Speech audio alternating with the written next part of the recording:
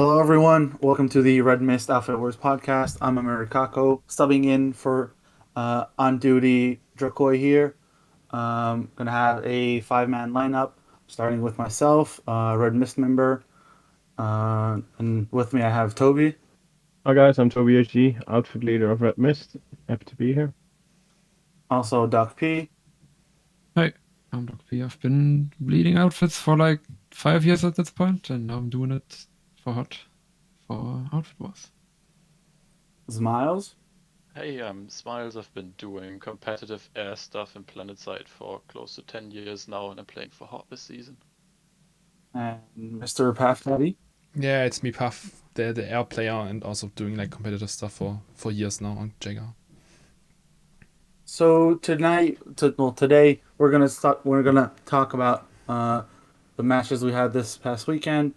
A little bit of topics that a little bit of topics that we've had come up out of those matches, and yeah, basically just hear us rant about Outfit Wars. So I think we're gonna start with the match overviews, and I think the best way to start would be on a non-biased way, the Red Mist against Hydra match.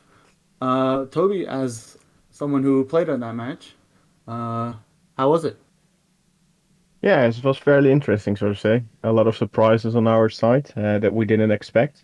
But I think we learned a lot from that match in the way how the map flows, what the most important stuff are, and also the priorities you need to take as a team. So yeah, we learned a lot from it, and hopefully we will give them, if it's coming up again in the future, we will give them a better fight. I mean, the possibility is there, Ryan. Definitely, yeah.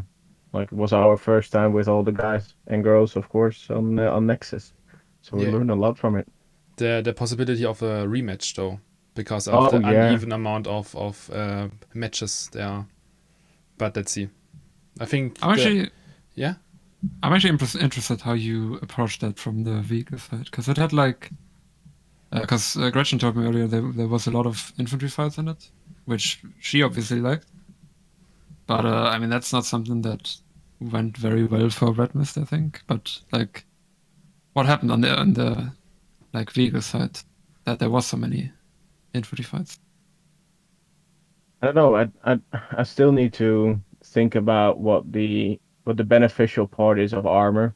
Let's say armor in this case, then on that map. What the utilities are of that, since Nexus is pretty air heavy, um, and you need to leverage your air basically to help out your infantry. That's one of the parts that we need to. Yeah. Yeah, no, sorry. I also want to say, talking about air-heavy lanes here, I think this match really made a good example of showcasing that, especially in a fight such as Red Mist versus Hydra, where you've got many experienced players on both ends, you still see that the format seems to be new to at least leadership level, because you experience a lot of big air fights over the center bases or the outside lanes, but you rarely ever see the air spreading or the air actually doing impactful things post opener. Best example in this match, and maybe you can enlighten me what the plan was behind it, is we saw many galaxies in the opener, which in itself is something that can happen and that makes sense to play. But we also saw galaxy drops pretty early on, within the first minute and a half, when you'd usually still be on your second airwave off of the free pulls you get. Did you have a plan for that one? Did you focus and plan to go infantry heavy early on? What was the thoughts behind that one? Oh, basically everybody can or know that Red Mist is an infantry focused outfit. In the past, when we were doing outfit wars or lane smash, we tried to find or tag along with another team that is specialized in air, sort of say. This was for the first time that we tried to put our members into the air and train them up for the air. So we came towards that opener like, let's bring our air and see how it goes. Uh, and we're really surprised in the way how the air fight went. And from there, it was really like, oh, okay, and what next, sort of say.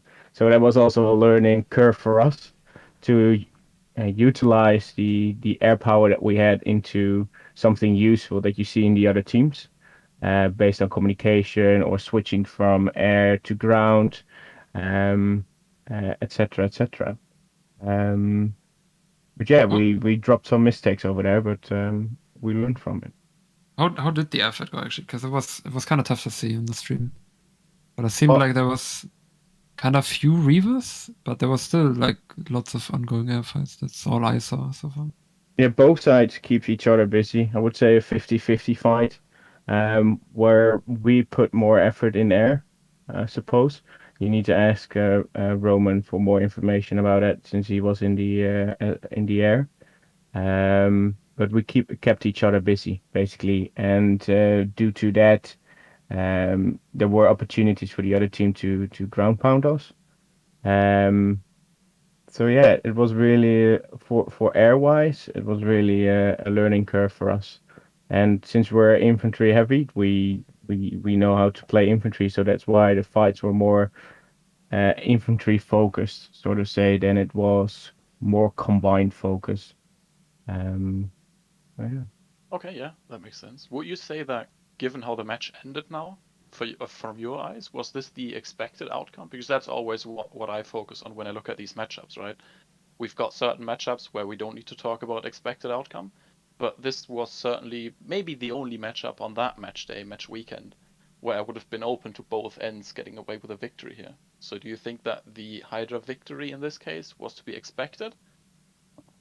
Well, yes, and that's well, not that they would win the fight, but more like how the match played out. That wasn't expected.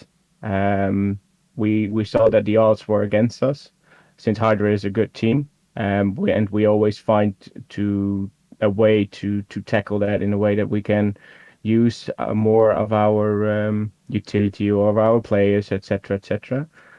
So the expectation was more like that we got warp gated or stuck on our own nexus base, or the first base or last base you can call it.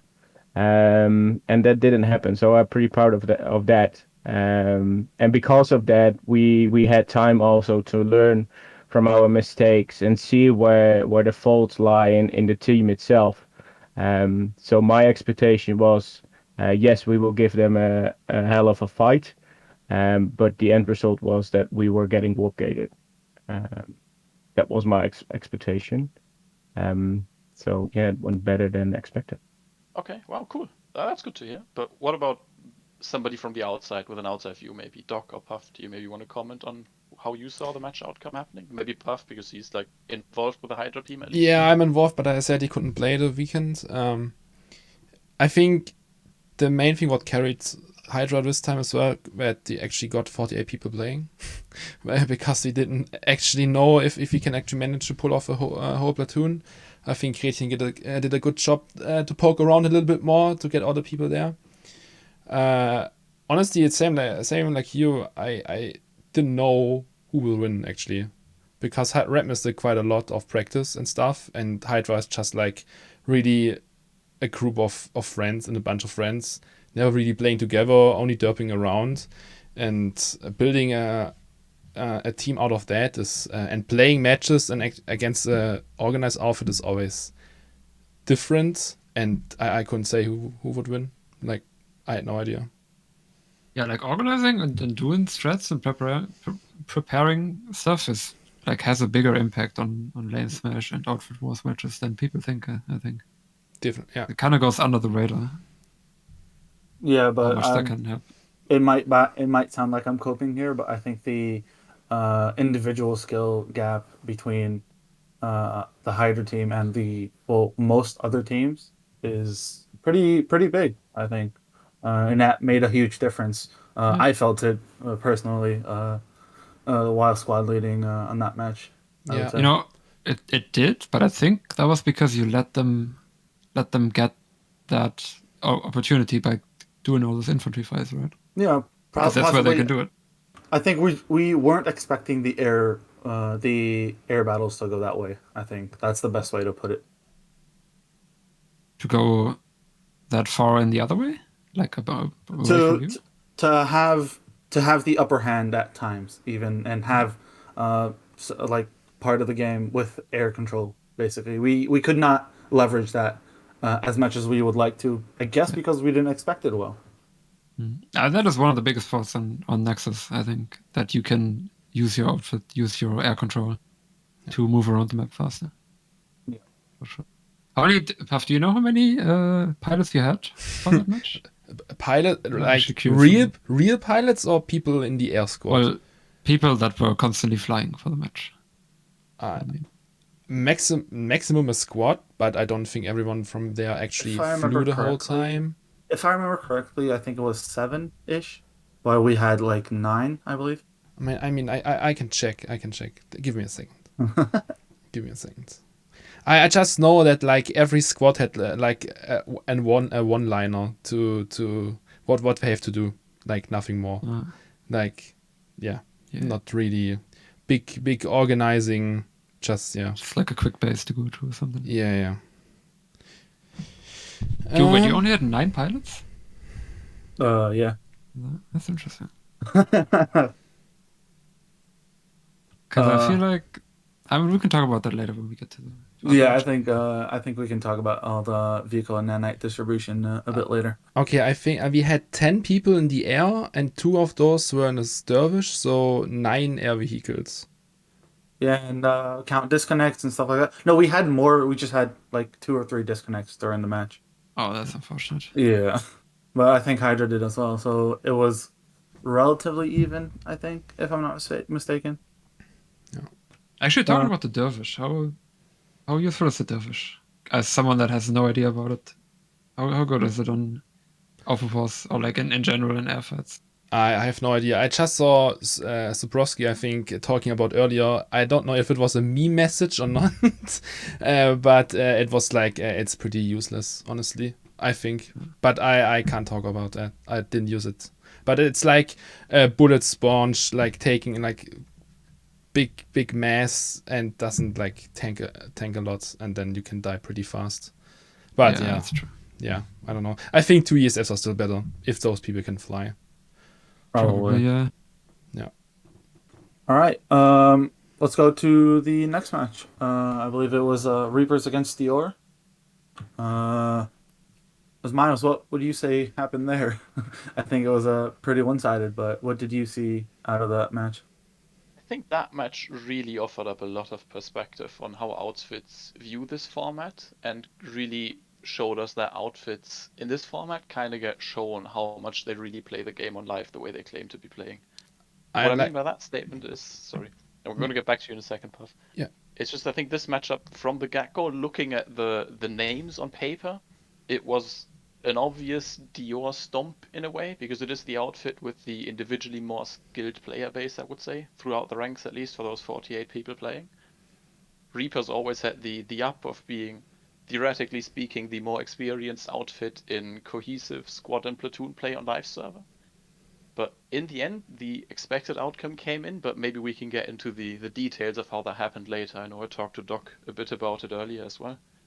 We were both very interested in what happened there. Also kind of covered it on my stream. But yeah, like Reaper, you expect Reapers to be like, the organized outfit, and I mean they were organized. They got their point holes in at the start of the map and everything, but there was a lot of like very weird decisions in there. And it kind of started with the air stuff. Yeah, exactly. I like the Dior Reapers match was the only thing I got managed to like watch before the podcast here, and I saw like still in the end, even they were kind of warp gated, that people are still sitting in Liberators and trying to shoot like long range distance shredders. I was like, what? That's not how it works. I don't know. Repo influence. Yeah, maybe even that. And I think picking up on that one, generally speaking, looking at the opener, I don't know if you have that one in mind still, Puff, but having played probably way more competitive air matches than I have, seeing the opener go the way that it did really made me doubt whether there is much leadership going on in that department. Because looking at the way that the Hydra RedMist airball played out in the beginning versus the Reapers Dior air match, it's very interesting to see, because the Hydra and RedMist one was fairly quickly decided, because you've got two groups kind of just going in for the kill, so to say. But with the Reapers and Dior facing off, you don't have the luxury that Hydra and RedMist had of assuming pretty much a level playing ground in the air, and thus being able to just freely face it, but instead you've had a very much superior side on Dior, and yet Reapers decided to push in very disjointedly, may I add. What were your thoughts on that one, Puff? Did you catch much of it? I actually didn't catch much of it, but I can imagine it actually. I think Reapers actually, I don't know how to put it, but they kind of got a reality check in. I think that For sure, yeah. that it's one thing to play like in a cohesion on live against unorganized people, and then getting the impression you're maybe good and doing a good job against a semi-organized group who are actually really good on a personal skill level, and that then your leadership really matters. And if you fall apart, then you have really big troubles. I'm really questioning what the idea was of those 3 liberators, I believe, that they are pulling in. Like, I think- what was the goal with it, basically? I think, wipe out honestly, tanks or skells, I whatever? think honestly, I saw Repo, like he only plays Slip on live. Repo also joining Repos recently. I Yeah, also he think did. for Outfit Wars, and I think that's more like a personal thing, because I think he can't do anything else, and then they put them in a Liberator, even though that's like one man being useless then.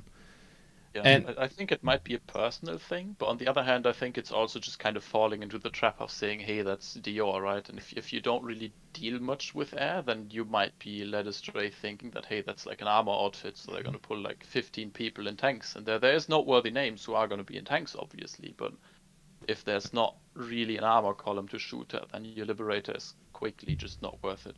So maybe they expected in Outfit Wars 2 that Dior will come in with what you're saying, a massive column of tanks and just deal with that, instead of that they all of a sudden pull air. And already by that surprise being on the back foot because you don't have an answer, or with the small amount of planes that you brought up into your fight. Yeah, I think people have kind of the impression that Dior is like just a bunch of dudes fucking around in vehicles and stuff, and like ganking a lot and all that shit, and like just shooting their prowlers into the air. But like for this match, they actually played like the spawn denying game and the vehicle control game really well, which I think is what you should be doing on Nexus.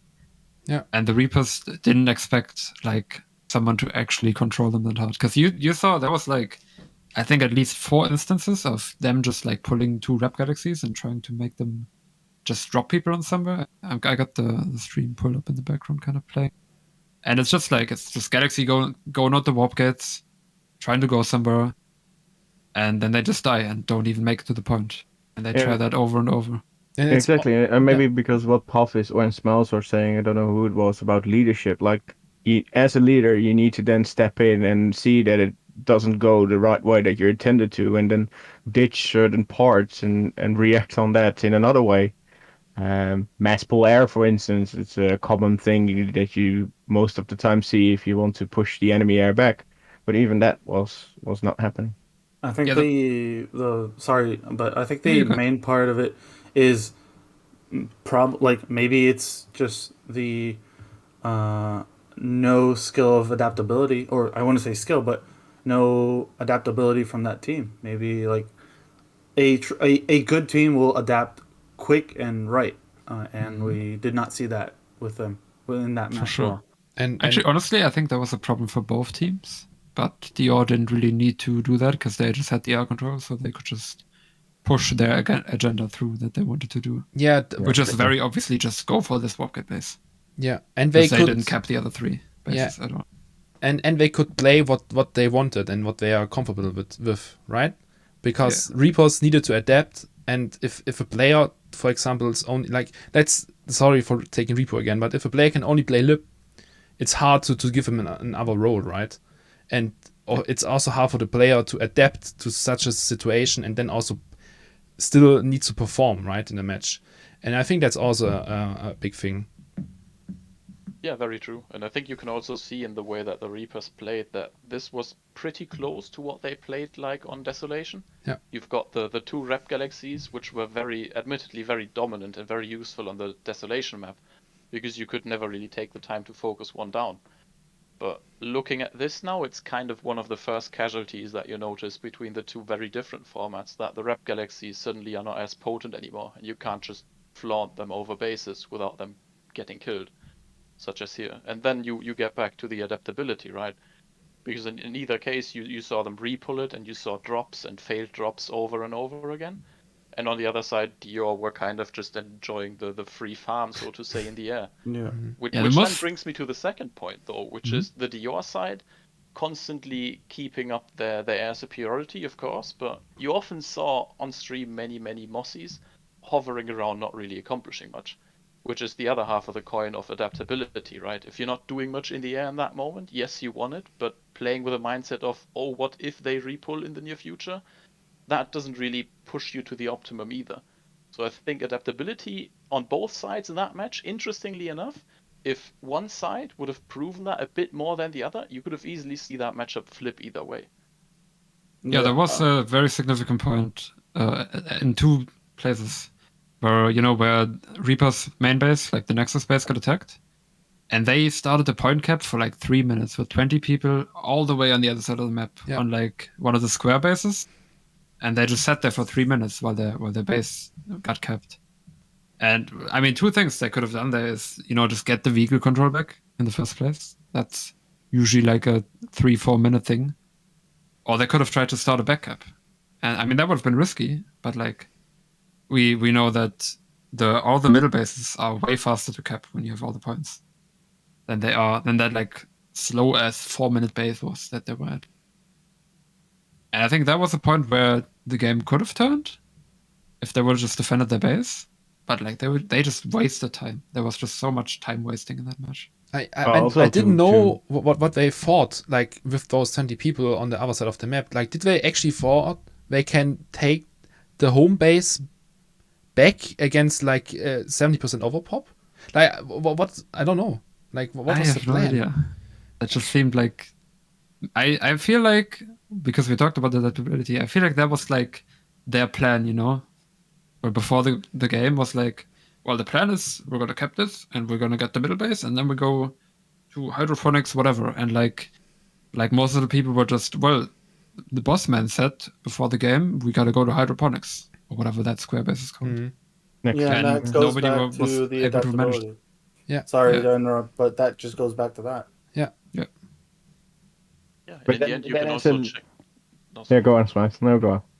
No, it's all right. If you look at the statistics, for example, right, on the PS2 Alerts website, very handy website for just looking at how the matches went retroactively, you can see that the population setups on each hex were distinctly in favor of Dior most often.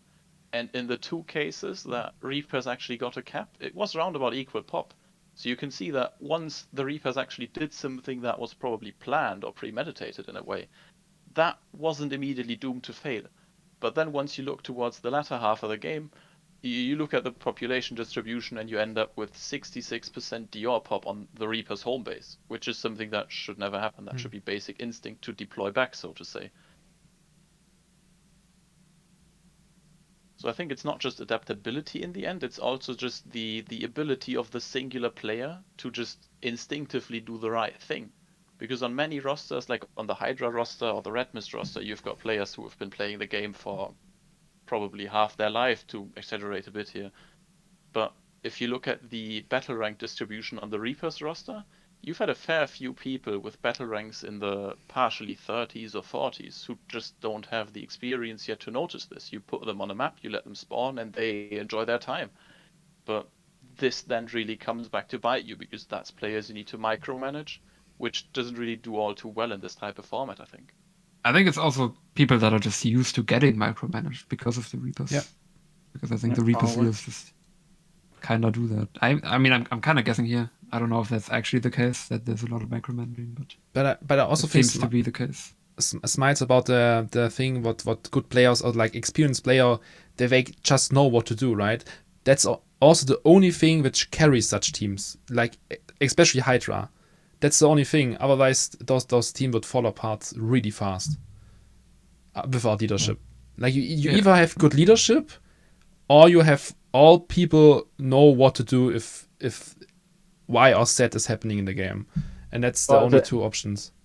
True, and as a leader, and maybe Doc P can say that also, like you got the urge all of a sudden to reset your whole schedule and then form as one blob to save your Nexus Omega and go work from there, right? You like there must be an urge on the leadership side to fix your stuff instead of just going the basic way that you planned out before the match.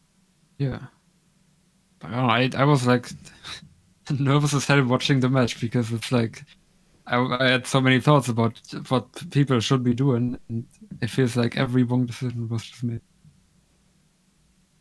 Okay. I think we should let's go for the next match. We had Hot against 3PG. We had two players playing in that.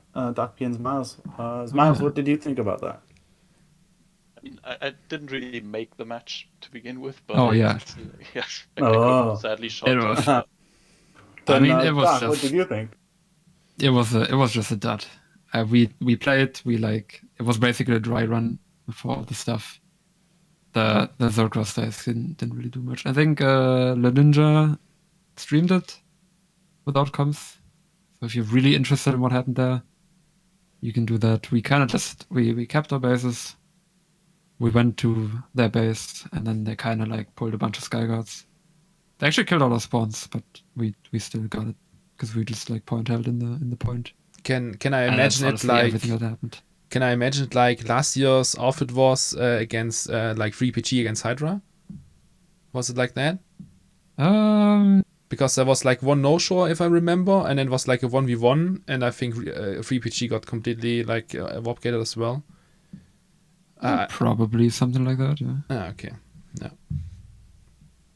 mean, Like, I don't wasn't have that really, match like, on my mind anymore, to be Yeah, honest. no, this was pretty much a single player game. That there wasn't much Yeah. planning going into it aside from we take this lane, cap base, reach warp gate, and end it after maximum 20 minutes roughly. Did you feel that you gained anything from that? Like, because a dry run can either give you nothing and it's just a waste of time, but you can gain some stuff out of it. Do you feel like Yeah. you there did gain was- any info about it? Actually, yeah, there was a bunch of misunderstandings and stuff that we did manage to clear up with that. So, plus our roster was kind of weird because the timer switched a lot, and like a lot of people were like, I thought it was Saturday, and then but I can't do this one. And we had like a weaker air lineup than I wanted, so I was more or less alright with just playing that match. Fair enough. So I mean, I still would have really liked to play an actual match and like, you know, We all want to. experience the whole thing. Yeah. Well, I guess this weekend should give you that. Definitely hope so. Anything else, Paff, you want to say about that match? I don't think there's much to say, honestly. I mean, did 3PG actually like had 48 people? Do you know that? Yeah, they had. Oh, okay. They were there. They played for sure. It's not like they just kind of randomly run around. They had some point holes and stuff. Okay. But Okay, I mean, cool. it was just it's 3PG tier players, so we didn't really have a tough time. Okay. Hot knife through butter. No, I don't think much. there's anything to add anymore. All right, Yep. if that's the case. Next match was Reborn against Spock, I believe. Toby, what did you think about that? Sorry, I haven't watched that one. Sorry, Bog. Don't you guys do your homework? Yeah, I mean, Murdoch isn't here, right? He Well, that's true. That's true. I kind of watched that one on the side, but I didn't really pay much attention to be honest. I expect But the I same. think like people expected more of RBRN than there really was, from what I've heard before the match. Yeah, because I think it was known that they were doing the trainings, they were trying to improve, and they added a few outfits to that team. But I guess Bach, as they are a bit more experienced, they're more experienced. They have the better individual skill. So They have the dumbness buff. they have the Dumbness buff dumbness is really powerful. Yes, very powerful. So yeah, I think everyone can agree that the outcome of that match was pretty much expected. was it like 3PG versus Hot, or was it a little bit better? Because I didn't No, watch I it. think little they bit better. took a while to actually make it to The that Okay. The point difference was BAWC had 342 and Reborn had 158. Okay. So not as bad as 3PG who had 96. Okay. But for instance, RedMist had 217 compared to Hydra's 283. This match for Reborn went better than Reaper's had against Dior. Yes. Okay. Oh, that's crazy, actually, I think. I would say so, yeah. I think Especially that's looking really at- good for RBN, honestly. Yeah, Well, for definitely. coming new in, yeah, I would say Yeah. the same. I mean, in the end, you always have to look at the expected ceiling of every outfit, right? If Hydra were to just fall over by the wayside and not really do much, I'd be way more shocked than if, say, if an outfit like RBRN, which neither do they have a long history of competitive play, nor do they really have the known player base to support certain domains such as air gameplay or vehicles. I think seeing them perform that way really gives me hope that we've got some really interesting matchups coming up with them involved, like against BOIS, for example, or the match against Reapers would be interesting for them. Yeah, I agree on that. I'm excited for anyone that's like putting in the time and work to improve. That's the main thing. Like working on improving and not just like going online, playing the game, and then say, okay, we lost. Bye. See you next Well, I week. think compared with Outfit Wars 2, in this particular Outfit War setup, I think every team puts effort in it. Maybe for a minimum, but they all will put effort in how they approach a game. Yeah, because Yeah, you we know really there's not no. see- Even saw the 3PG medic lines.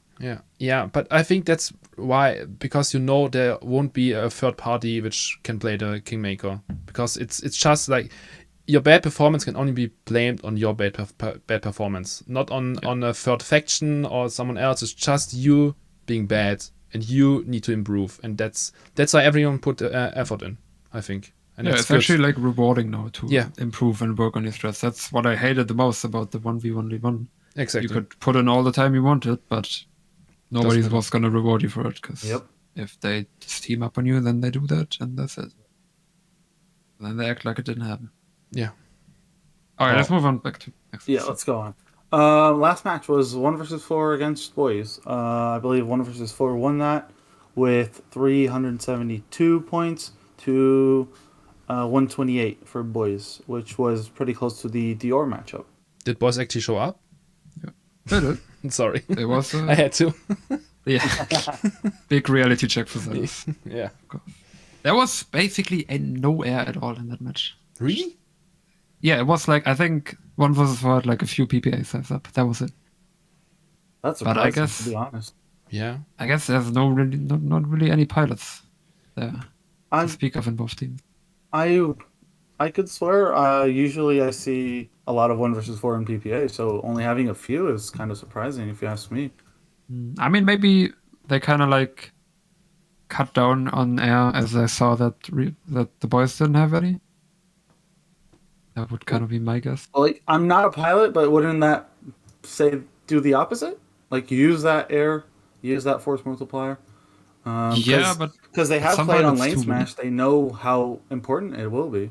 yeah, They have played in lane smash. Both teams did actually together, but it is. How But did at they- some point, too many PPA sets. Like there's a point where there's just too many PPA sets. Yes. And you're not like have an impact anymore. Yeah, and Maybe like in crashing lane into each smash, other. yeah, and I think in lane smash we also always did like 2 dedicated air to ground and not more, because more it's just like people crashing, people going down. It's not worth it anymore.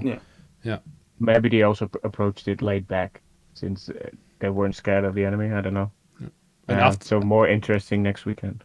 and after all, infantry kept spaces, right? So sitting in That's vehicles true. and tanks only brings you so far. I think Smart said it earlier, right? About not just waiting for your enemy to pull air, but actually like using your players. Yeah, I mean, you I guess they regenerate kinda nanites didn't. anyway. Whether you wait for the enemy in your aircraft or whether you actually go cap a point, you're gonna get your nanites back one way or the other. Yep. But this match really made me question, because before the season started, I was skeptical if the 1 versus 4 outfit is actually gonna be able to put up a team that would be able to seriously get points anywhere. And because they're quite a new bunch of people, they're mixed together. There's from many different outfits. I've seen quite a few names that I recognize with different tags usually. So seeing them perform this way kind of gives me hope that this is going to be especially interesting once they match up against teams like the RedMists and the BAWCs of this tournament. Because they show that they understand the fundamentals. They've played lane smash before, at least a good Did chunk they? of them did. Did we? And the BOIS team. Yeah, The they Oh. did parts the of past BOIS season. team. Yeah. Okay. They do also have, like, they had some people playing at 60-60, so I wouldn't underestimate the also infantry that. either. Yeah. Yeah, they have a lot of above average players, right? And also long term players. And I think that carries them quite a lot, actually. And I'm also pretty interested if they go against RedMist or even Reapers, how they perform then. Like, Yeah, it could be kind of a dark horse, I'm gonna be honest. Yeah, it's They underrated. have better Yeah. infantry players than a bunch of other teams. for sure underrated. Toby, what do you think about them? Yeah, I don't know much about them. Only that they come from TFD. I don't even know who the Force commander is. But Nissan, I think. I believe Whitney, maybe Sunrise a bit. Yeah. but yeah, new team. Some with a lot of experience within that team. So yeah, just like you guys said, very interested if how they perform against better teams And how much effort they put in by planning it out, etc., etc. and I think also 1v4 is a good example of how Outfit Wars can break up and split up circuits like TFDN. The That's better true, yeah. the better people, the more competitive oriented people bunching up together and creating a new outfit because they don't want to only circ down anymore. And I think that's the perfect example for that. Because I think they only created that outfit for Outfit Wars, and I think they're gonna stay in that outfit and won't go back to TFDN. I mean, for what should they? I mean, yeah. Cool. Like they can be the underdog basically. Yeah. And I have hopes for them and really want to fight them to see what they can bring up. For sure. But just like every team, I want to fight. Well, maybe a couple of not, but most of the, let's see, experienced teams, so to say, I really want to fight them. And that's cool on Cobalt as well. We don't have many sign-ups compared to Miller, for example, but we have like 80% or like 4 or 5 outfits who can actually compete even against each other and can generate really good matches. And I think that's really cool. Yeah, I think it's like 2 or 3 dots that you're just gonna have a boring time, but Yeah. everyone else is Yeah, at least somewhat fun. I agree. And we have 4 matches, right, in the group phase. Yes. Yeah. Yeah. Okay, we briefly went over we've talked about nanite usage. I want to talk about outfit assets. We haven't seen a lot. Well, the main asset that I've seen almost every team use were anvils. I've seen a few orbitals. I've seen. I haven't seen personally steel rains or citadel shields. I might have missed them though. There were a few citadels. Yeah, Toby, what do you think about that? I think compared with Outfit Wars 2, some assets are less important than others are. Like the use of the Citadel shields is for small occasion where you need that, in my opinion. Since also the fact that it is now a two-way defense, so to say. It can help out for those dire times, but I don't see the use for it that major that it was in Outfit Wars 2. Anvils are a big part. You can sneak an anvil in from the back and abuse them, basically. So it shifted a bit in the utilities within the armory that you have. The priority shifted since Nexus is a smaller map. It's a 1v1. Yeah, it's really interesting that you have this kind of shift, and you can also play with it a lot. I think seeing as though there's many anvils being used, I'm kind of so far missing the main purpose that I saw in anvils in the beginning, which was kind of keeping up the momentum of the force and counteracting the nanite drain. Especially in the Hydra versus RedMist match, for example, after around the 20th minute, you were kind of down to exclusively infantry gameplay, on the side lanes at least, which could have really done with a quick medium anvil and just drop a harasser or an ant in or something. and really make use of that force multiplier. So in that sense, I'm kind of on the fence of whether people are actually using them effectively yet, or whether it's kind of like just the limited, or we're just going to anvil in a Sunday because it's good and it deploys, instead of saying, hey, a medium anvil costs you a fraction of what a Sunday costs and it's quick to craft, so you should basically just pluck one down every base you go to. Yeah, for our fight, it was also a wake-up call, sort of thing, to use this more often. We also had problems, for instance, with that not everybody had the right for it. Always you come up with that during the match, or you see that during the match if you forget it.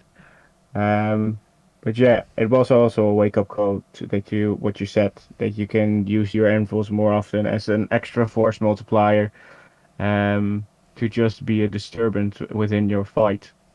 Yeah. But you can only use them if you know where there is an enemy air, because enemy air can shoot them down really fast. Yeah, I think that's an interesting interaction that Yeah. you saw in the opener of the Hydra versus RedMist, because you ended up getting a Sunday on top of that tech plant-like facility, which is a heavy anvil going down while the air fight is still fairly active. Which really made me question whether it wouldn't be something we're going to see in the future, that heavy anvils will be dropped in predetermined places before the match even starts, and you're going to get people in racer ESFs to pick them up, so to say. Because in that case, it did survive. But I think usually, from my experience, and maybe Puff can enlighten me there further, but I personally would tell my pilots, if you suicide 2 ESFs to kill 1 heavy anvil, that's perfectly fine with me. It depends, because if you lose the air fight then because you're missing 2 pilots, then it's maybe not worth anymore, right? Yeah, true. It's really something to consider, because so far Yeah. we've obviously you want to kill it if it drops, right? Yeah. But the question is still, because we don't really know how impactful is it really. Like, for example, do you want to just go back to beacons and Valkyries after? Do you really want that Sunday? Or is this not even the lane you're going to be contesting mainly? Do you maybe plan on zerging down the north lane instead of the south one, so you don't care about that Sunday? This is really something I hope we're going to see develop throughout the season, that we're going to be able to put, so to say, a price tag on those anvils. Because right now it's kind of like down to whoever is leading to say, okay, like this is really important, or whether it's just like, just let it drop, whatever. I think it heavily depends on what kind of spots they're dropping in. I think that's gonna be like, let's call them meta spots, where there's gonna be really good anvil spots that result in strong Sandy, or even like prowler spots. I think there was an Emerald match where people had prowlers on the hills above one of the nexus bases, and they just they had a perfect angle into spamming the entrance of one of the points. Didn't Something like that. Didn't the B-Way VCats match on Emerald have like 2 or 3 Skyguards on the middle base on the opener, I believe? Yeah, they dropped 4 medium anvils, I believe, on the middle base, or the crystals or ice, whatever you want to call it, above Granite Head Reactor, and eventually 2 Skyguards popped out, I believe. But that's a good example to throw out your anvils before even the fight starts. Did that have a good impact actually? I missed that at the start of the map. I don't know. So. I didn't saw it on the screen. You didn't saw it on the stream what they did in the end with it, but you only saw them dropping in. And my general opinion on Skyguards is that when you pull a Skyguard, you lose. Yeah. So I don't see Skyguards See, you're a Jaeger in main. the middle being good. Yeah, that's what Yeah. Pop always tells me. Oh, that's just how it is in lane smash, especially. Oh, true. Dog, he wouldn't believe me in lane smash season. Like, he heard it for the first time, yeah? And look, Toby, Dog P is confirming me. That's okay. Yeah, the Skyguard is notoriously a loose, slower vehicle. It's not going to change the way things go, but it's just going to make you lose a bit slower and be a bit more tedious to deal with. Yeah. But especially looking at the Emerald matchups, I find it interesting that on Emerald you've got a way more diverse way of utilizing the outfit assets. You've seen it by now multiple times where teams put down a Citadel shield over the spawn room of the enemy's warp gate base, because that way you can air to ground the spawn room without being sky guarded from the warp gate. And that's kind of something we haven't yet seen much of on Cobalt, for example. Yeah, but that's also a problem with Citadel shields, that if your enemy has the air superiority, you're just going to help them by placing a Citadel shield a lot of the times. feel like at this So- point, Citadel shields just make for like choke points on the map, and nobody has any Yes. fun. It's like super, super niche to actually be able that anyone can use them to their advantage. I mean, they got better with the two-way now. It was even worse before, I think. Oh, it was horrible. They were before. very strong before. I mean, I was a fan of that. I'm not gonna lie, Really? because you could Yeah, really 'cause you're an you could- infantry main. I mean, I'm just remembering the times where we basically kept Watersons with perfectly set up Citadel shields, because you could just do it along the whole base and dominate everything with it. And I mean, I understand that's like way too strong. Yeah, and But like and now it's just Citadel shield. I guess I'm just gonna have to wait while everybody else stands on each side, and that's about all you're gonna do. and I think like Citadel shields and like Hosin trees, and you can freely Benji out of them was kind of OP as well, because yeah, there were some issues, but I think there are now less issues with it, but they are pretty boring actually. Yeah, might as well not exist anymore. Yeah. But Following, I don't know what the sorry. solution to that would be. Smiles, you were saying? I was just gonna say that now we've kind of seen that the mainly used outfit resources, like the Citadel on Desolation, was very common in the center of the bases on that little mountain ridge. And you've had the orbital spam as well to get rid of constructions. Orbitals are kind of second on the list for me of things you just don't see used much now.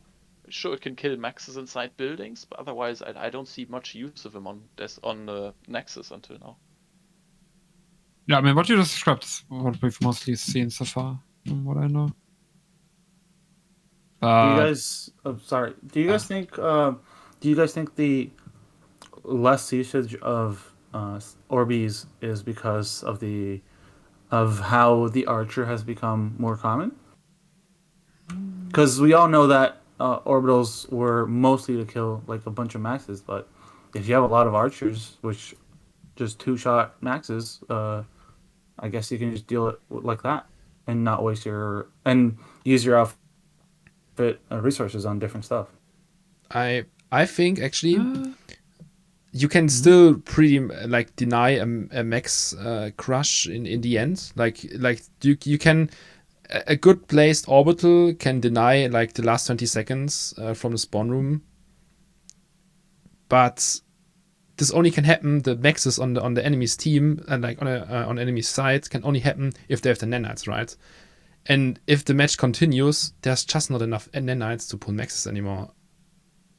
And that's why I think there's less orbitals as well. Like in the beginning, maybe, but it's also hard to bring maxes in the beginning, only if you have like a Sandy or have pre-pull them and drop them, right? But to have like those even on home bases, like to deny a last second push, I think only there orbitals are useful. But on the other hand, there are like no nanites left, and It's probably also because there is so few space for tanks, because usually you just you place it on a big fucking tank ball and get at least a bunch of kills, like enough distraction to clean them up. But right now there's just no tank balls to orbital. Yeah, that's actually a good thing about, like, what's your opinion about the map actually and the base layout? I think it's definitely more interesting than Desolation. Yeah, 100%. Yeah. It's like all the narrow pathways and hills make it so that air is even more emphasized, because it just makes it so much easier to get around when you have like a Galaxy up all the time or a Valkyrie up all the time. And that might have been like, it might be a bit too mountainy and hilly.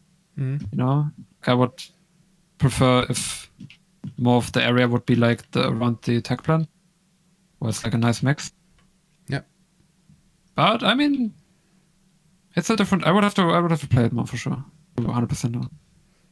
Like watching some streams, I actually thought I thought worse out of Nexus. Like looking at it beforehand when it actually played out now. I think they actually did somehow good job designing that.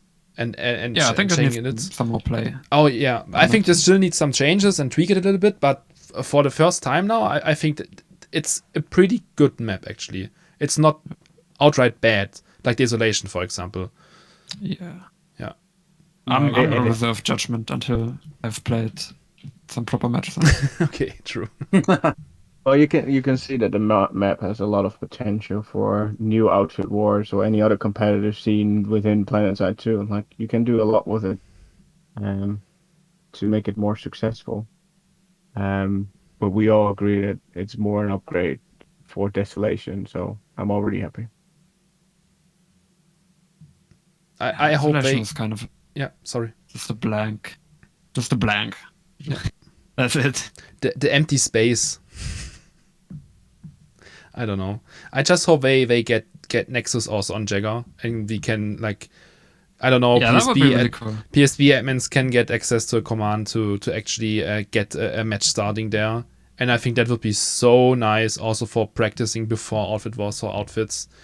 That would be really sick, and I really hope they do that at some point. Yeah.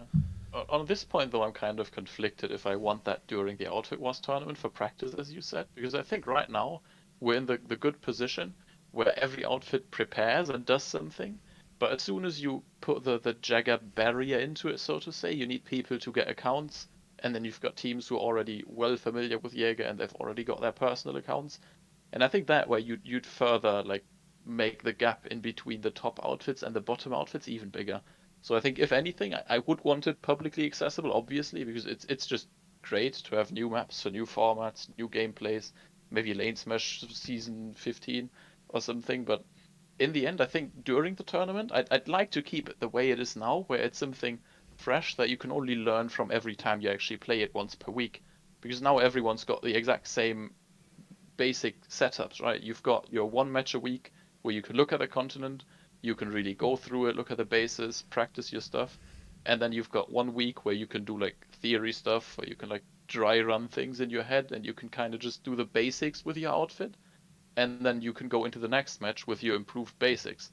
So I think the way it is right now, it's very friendly towards the newer outfits, and that's something that we need, more in my like opinion. But I friendly think towards people who don't want to put the time in. yeah, and I think Jagger is one thing, but I think we can all agree if they actually get it into live, so we can scrim on live against other outfits, that would be even better than bringing it to Jagger, right? Oh, 100%, yeah. I'd be with you on that one. That But would be I insane. would have to disagree with the statement that Doc just made, that this is just geared towards outfit who want to put like less energy in or less time in.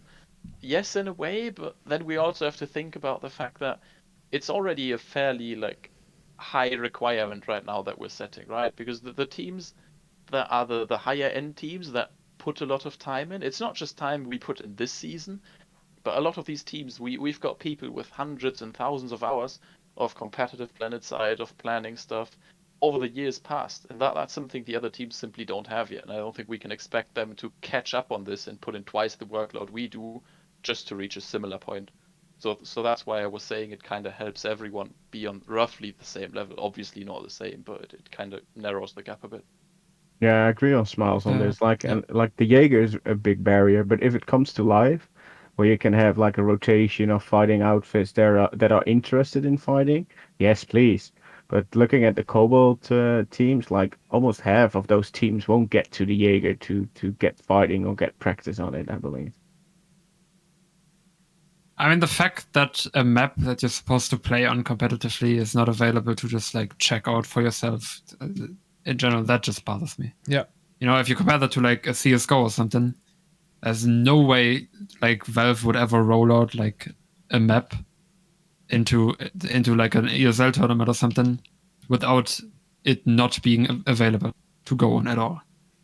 Yeah. That's the ridiculous part for me. Yeah. But about that one, I think the comparison is kind of it's a bit tough to make, because in CSGO the teams who sign up for the tournaments are all teams with the same backdrop roughly. You've got players with thousands of hours who do that as their main profession.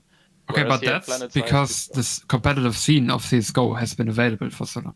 You know, Yes, we're kind of just exactly. starting out, and there's basically no way to balance shit out. Exactly, like, and I think because we're You starting should get shit a out right now. baseline. Yeah. I think Yeah, you should exactly. you should Start it off right. you should be before able to the go to stage. a map and look at it, right? At any given time. Yes. I think that's true. that's the main That's thing. such a basic thing. Yeah. I agree that much, but I would want it to be on live exclusively, basically. Oh, Because yeah. I get you trying to see like the good thing in it not being available, but it shouldn't be like that. I mean, give it to PTS, I don't know, but you should be always I mean, apparently they weren't able to. Were they? yeah. That seemed to be like a technical thing. Yeah, Apparently, It seems to be a was recurrent thing. I just hope they actually develop further on Nexus now and on the tech they got in, and actually iron out, like for once, iron out all the bugs, make it flawless, and then add step by step more features to it. Make it, I don't know, start with Jagger, then work on it to make scrims possible on live over Sanctuary. I don't know. Just like build up on that, not like only phase 1 doing Nexus now and then never again, but do a phase 2 finally, or phase 3, whatever. Like work on it, expand on it, and that would be so nice, especially like for all competitive like this. for all the long time players. Like there's nothing else left for us than playing live, looking at our kill number up, and then that's it. We don't play for alerts anymore. It's boring after 8 years. Sorry, to see the same bases, to see the same continents. We want like challenges, and I think competitiveness is the only thing, and also like maybe even grow the community even more. Yeah, sorry for the little rant. Oh, it's fine. I like it. That's why we have you here. Yes. Thumbs up. Yeah. I think I'm gonna tackle you guys with a question here to finish out today's episode. Now that we've seen these first few matches, I want to ask you guys, who do you think will come out on top at the end of this tournament? Toby, who do you think will win this? Well, I think like it will be tough fighting. Like you have Hot Dior and Hydra, who really have an opportunity to get to the finals and also get the prize. So I'm really interested in those fighting. Of course, we will give them a challenge, but I think Hot will be the better one coming out of the whole tournament. So yeah, you two, prove it. Doc? Oh, definitely bad. I mean, on the risk of sounding arrogant or something, I Go think for it. I think we win too. You gotta be confident, and I think we're the only team that isn't like missing a piece. I think everyone else has something not quite there to help them out in winning it. What about you, Paff? Who do you think will win? I don't know actually. I don't know. I like first. I would love to see HOTS against a real opponent, not 3PG, to actually to get. I don't know. That's fair, yeah. Yeah, it's like Yeah. HOTS, like you HOTS, RedMist, Hydra, BAWC, Dior, and even 1v4. I really can't say it. I think all those can make it, and it's also like the group phases. I think I can maybe predict after the group phases, like when everyone actually fought a real opponent once, and then you can actually see what happens if they actually face a real opponent, and then maybe like aren't in their comfort zone anymore.